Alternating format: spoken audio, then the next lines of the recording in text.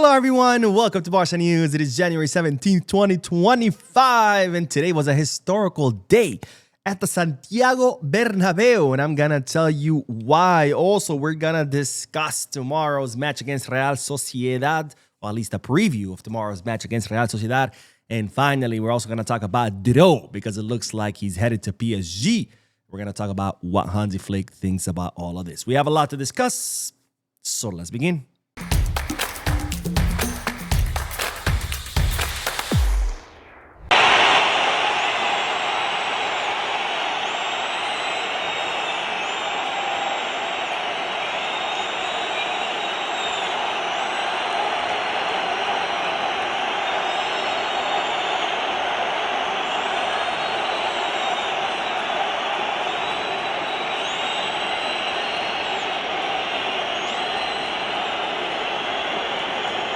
Hello everyone, and welcome to the channel. My name is Moo, and those were the seeds from the Santiago Bernabeu today during the Real Madrid versus Levante match, where the fans were whistling the entire match, whistling at Florentino Perez and his mismanagement of the club, whistling at the players for being absolutely awful, especially Jude Bellingham and Vinicius Jr. Whenever those two touched the ball, they are the ones who received the loudest whistles. So the Santiago Bernabeu fans very, very upset at the state of their club. Now, what was Florentino Perez's response to all this whistling? Here you go, folks. He was laughing. Now, I can't put, of course, the video because it can be copyrighted, but pretty much in the video, you can see it during the match. Florentino Perez turns to the guy next to him when the whistles start. He asks, are those whistles for me? And the guy next to him just makes a face, and then Florentino Perez just turns around and just laughs. So in other words, I don't care how much you whistle. I'm going to continue to do whatever I want. So ladies and gentlemen, I have a new hero. I have a new idol, and his name is Florentino Perez, because he is running Real Madrid into the ground, and he just does not care. You know, the Real Madrid it's been revealed that Real Madrid owe 1.3 billion euros. So on the institutional level, they have a huge debt.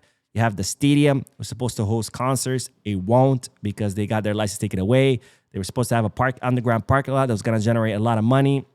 It won't, because that has been shut down too. The stadium was supposed to be state-of-the-art. It looks like a can of tuna. The pitch was supposed to be state-of-the-art. They have to spray paint it green because they can't even keep the grass healthy. It was supposed to cost 500 million. It's cost of 1.4 billion. I mean, complete mess, and not to mention, of course, the team itself, because every time Real Madrid bring a new coach, they ask for signings, and what does Florentino Perez do? He does whatever the hell he wants, right? They lost their most important midfield in their history, Casemiro, Modric, and Kroos. And what does Florentino do? He signs Mbappe, another left winger, because two others, Rodrigo and Vinicius, is not enough. You got to have three.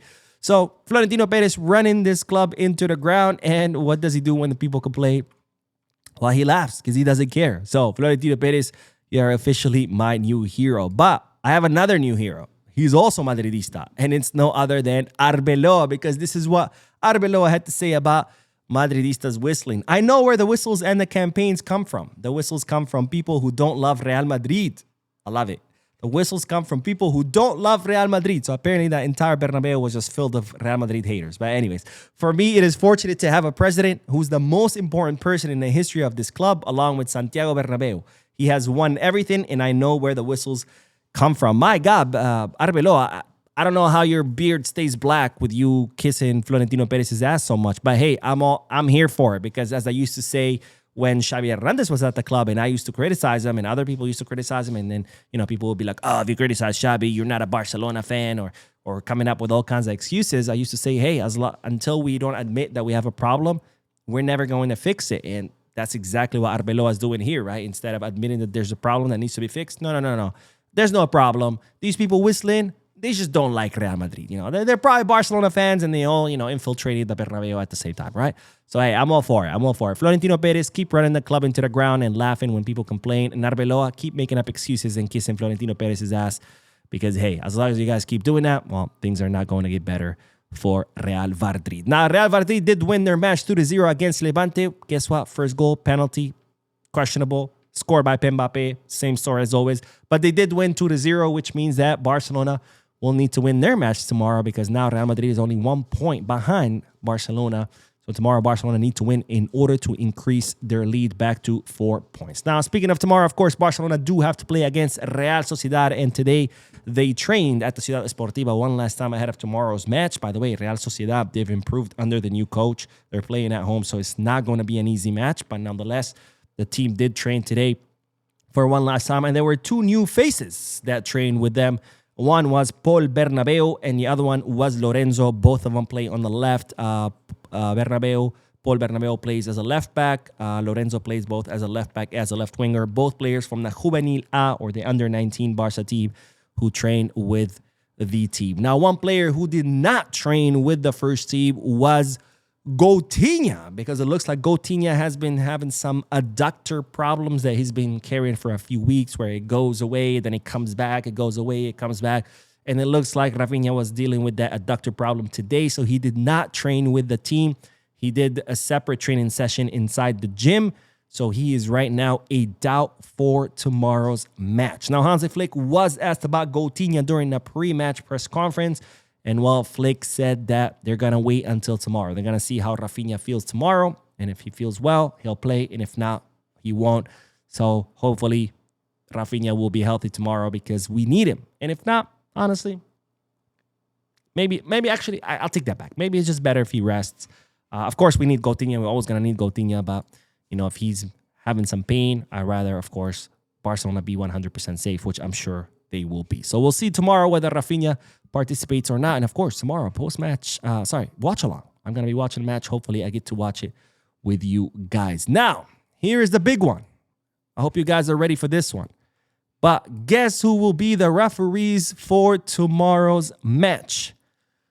It's got to be no other than Gil Manzano is going to be the field referee, and Del Cerro Grande will be in the VAR, the two worst referees in La Liga. Well, there's also Hernandez, of course, but he's not going to be there tomorrow.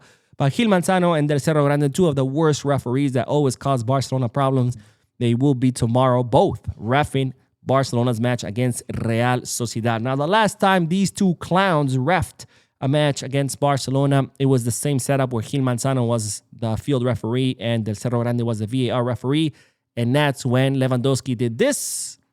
And apparently it was so egregious that he received a 3-match ban. So God help us tomorrow, because two of the most mediocre, horrible, terrible referees will be reffing tomorrow's match. All right, on to the next bit of news, because it seems like Dro will be headed to PSG. Now, as we talked about during yesterday's podcast, Dro has notified Barcelona that he wants to leave during this winter transfer market. It looks like the youngster wants more minutes somewhere else. He doesn't see a clear path into the first team since there are so many midfielders on the first team. So he had communicated to Barca that he's leaving.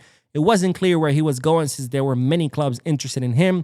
But it's now being reported that it looks like PSG are leading the race, and it will be PSG where Dro will be headed next. Now, PSG will be activating the €6 million release clause of Dro. In other words, they're getting an incredibly promising midfielder for almost nothing. Now, as I mentioned during yesterday's podcast, I think it's a mistake, because when you're an academy player, the club has a plan for you, 2, 3, 4-year plan for you to grow, develop, and become a first-team player. Once you go to somewhere else, once another club comes and pays money for you, there's no longer a 2, 3, 4-year plan. There's no longer, oh, you're an academy player, we're going to wait for you to grow and develop. Now you're expected to perform right away.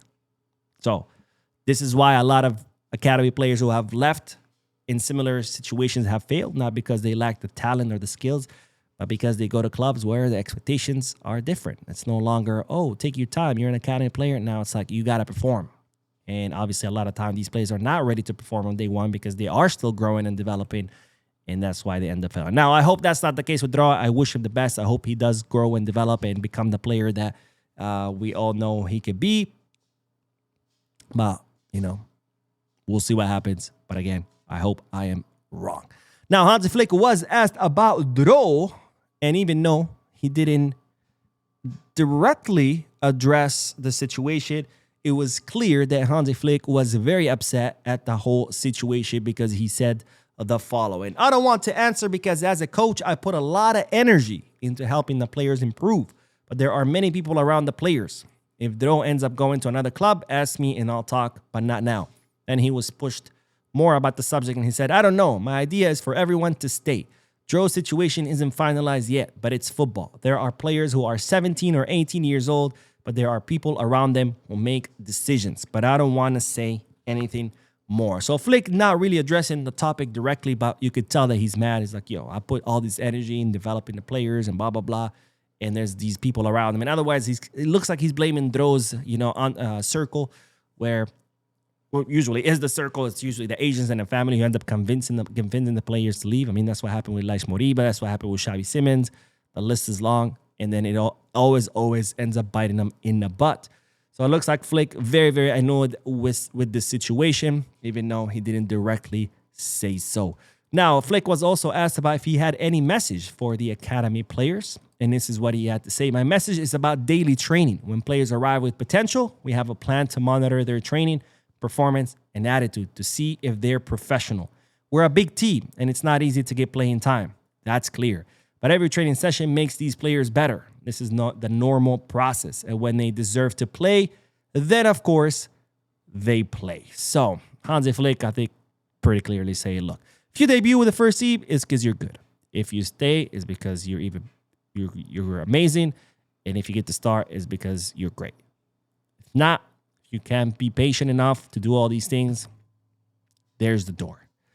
Anyways, that is all for this video. We'll be uploading another video in a few moments, so stay tuned to the channel. Don't forget to hit the like button, subscribe to the channel, drop a comment, and as always, be scarce.